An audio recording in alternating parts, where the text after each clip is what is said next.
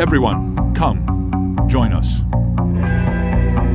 We gather here today looking toward our future. We built Freedom Town as our idol. Hi guys, and welcome back to SwitchUp. Remember, we're giving away our next free Nintendo Switch game at the end of this video. The Church in the Darkness has been inspired by some pretty horrific events in our recent history. Things like Jonestown, which saw up to 900 people take their own lives in what was termed a revolutionary suicide on recordings found at the scene. Developed by Paranoid Productions' Richard Rouse III, true name, the idea of a stealth-focused infiltration sim is certainly a unique one, but does it live up to the claims? Let's find out.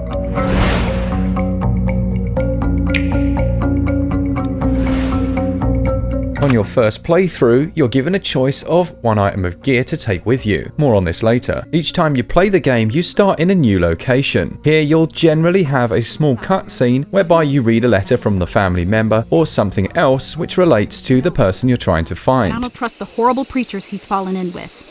Can you get in there and check? That's as much instruction as you receive, and other than having a large map which shows the whole area that the cult live within, you're left to your own devices. The map will, however, give you some small locations, usually circled in blue, with a tiny bit of information to get started with. Controlling your character is easy enough. The left stick moves them around, while they can also sprint and sneak for silent takedowns. Peace. War machines are hungry for one thing, and they only understand one language. You have a choice of either sending them to sleep or sending them to sleep permanently. It's up to you, but it will make a difference to the other characters in the game, as well as the audio that plays out over the speakers, which I thought was a lovely little touch. One of our people is dead. This is what we always told you would come. The game acts as almost a sandbox for this cult. They go about their daily lives. There's nothing too complex, but you might find them building buildings, praying by the river, or just hanging out in cages. And it's your job to find that family member via any means necessary. Now, the first time I played the game, I went through a more guns a-blazing approach, but it has a profound effect on the reaction of those people around you. It's probably nothing, but everyone should be on watch. And in fact, they may go ahead and do something less than expected in response to what you've done. Bearing in mind that there are around 20 different endings to the game, each of which are influenced by the choices that you make, as well as the difficulty selected. Much of your time in the game will be spent sneaking around. You're given a few tools to help with this. Other than the aforementioned sneak button, which is super slow, it has to be said, when sneaking, you can also see the field of vision of other people around you. All the guards will have a field of vision shown as red. These are the ones you're going to really want to avoid, while other civilians may still carry weapons, so staying out of sight is still preferable. If you're discovered, then an alarm will be raised. At which point you have a few options. You can run and hide, and this is viable by hiding inside of crates or just running off into the forest, or you can turn and fight. Control of the weapon is twin stick.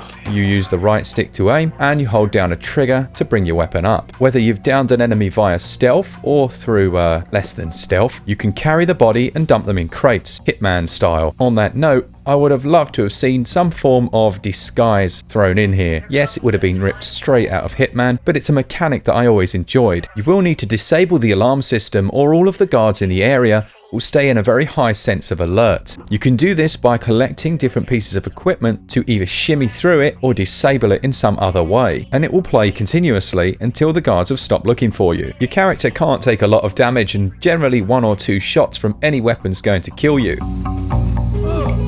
I have been hearing a lot of complaints about these. It can be quite frustrating, as bringing up your weapon can often feel sluggish, which is a problem in a game where you have to react quickly. You might react, but the game doesn't, as quickly as you would like. You really have to have your gun out and ready when you intend to use it, and perhaps that was intentional to give the game a more simulation-like feel. Friendly characters and those you can talk to are shown in green. They'll generally give you some useful information as to the location of your missing nephew, but sometimes, more akin to an RPG, they'll have a mission for you, such as going off to find their missing children. What I really enjoyed about this was that it fleshed out the narrative.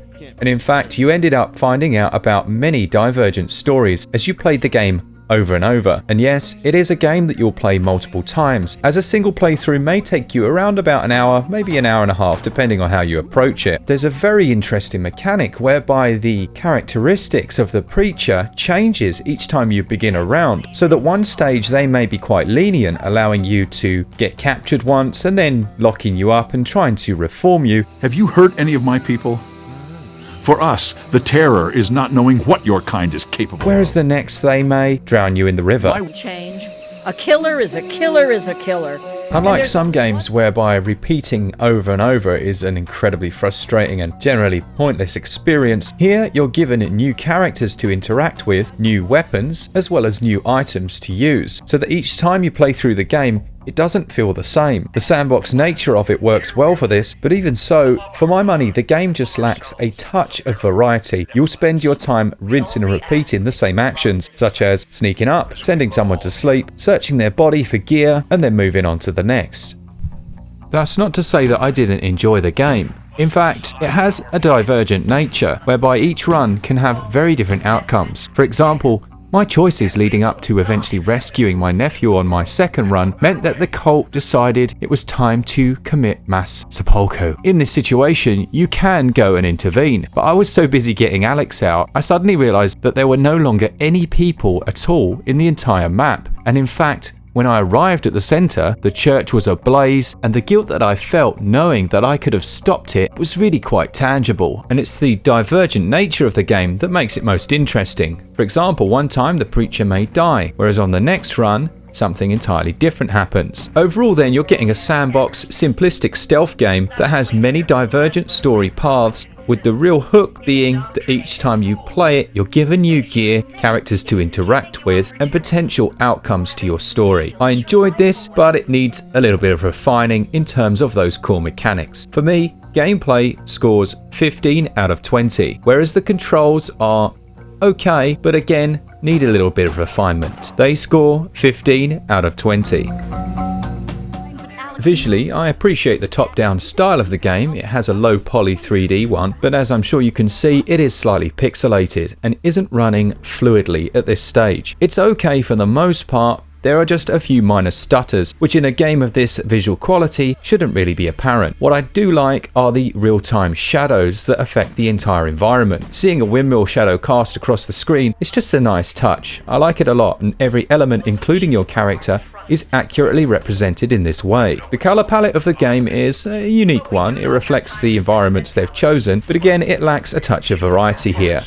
For my money, the visuals are just okay. What works really well are the small newspaper clippings or letters. Everything looks really authentic. I like that a lot. What we're doing here, but I don't blame you for being wrong. Performance in handheld mode is okay. You can see the visuals here take a slight hit, but they are running well enough. Visuals score 14 out of 20. Audio is a strange area in this game. Much of it is not music based, it's actually the voices of the two main cult leaders playing over the tannoy system. The civilized world will not leave us alone. I must be both. I will fight until my people are free from fear and free. What was great about it were that your actions had an impact on what they said. What wasn't so great was that it was so loud and that it played constantly that by the end of a run you'd often just want them to shut up. It's a shame because the content of what they're saying is very authentic and does give the game a real atmosphere. It's just too in your face and too often. It has to be said that the voice actors do an excellent job of creating the overall atmosphere. I just wish they'd toned it down a little bit. Overall for me, audio scores 14 out of 20. The game costs £14.39, €15.99 or $15.99, and at that price, well, it has a bit of competition. Now, the thing to mention with this is that there aren't a great deal of games that do what this does. A sandbox stealth 'em up with such an interesting concept is something I haven't experienced, and while the execution isn't the greatest, on the Nintendo Switch there isn't a huge amount of competition for this. In terms of the content you're getting, while a single run may last anywhere between 30 minutes and an hour and a half, having those 20 endings to unlock has certainly made that experience far more enjoyable with the addition of new gear slowly drip-fed into the game. I liked Church in the Darkness. I didn't love it, but it has got me quite addicted. For me, value scores 14 out of 20.